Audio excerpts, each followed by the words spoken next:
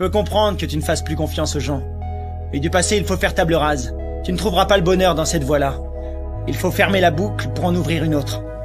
Alors arrête de faire ta tronche à pain, rigole, éclate-toi. On est jeune qu'une fois.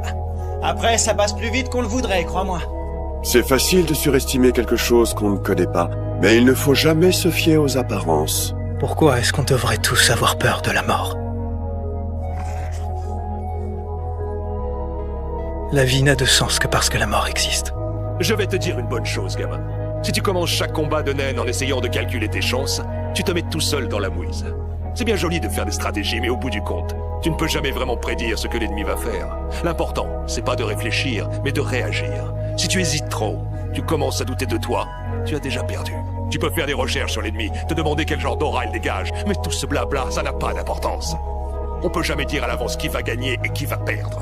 Quoi qu'il arrive, on doit se battre. On doit toujours croire à 100% qu'on va gagner. À bien y réfléchir, mon père. Existe-t-il des hommes sans d'esprit? Oh. Ils sont tous pareils.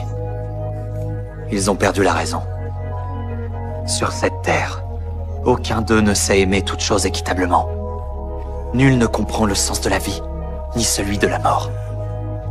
Ils vont jusqu'à ignorer la raison pour laquelle ils se battent. Un prof n'est pas une machine, c'est un être humain et il peut faire des erreurs lui aussi. Il faut pas rester scotché, il faut savoir se libérer de son passé pour pouvoir avancer. Aucun être n'est plus meurtrier que l'homme.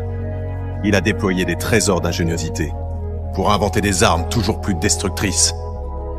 Mais ces objets que vous pointez ne doivent servir qu'un unique but, celui de préserver l'équilibre des êtres vivants, préserver l'harmonie.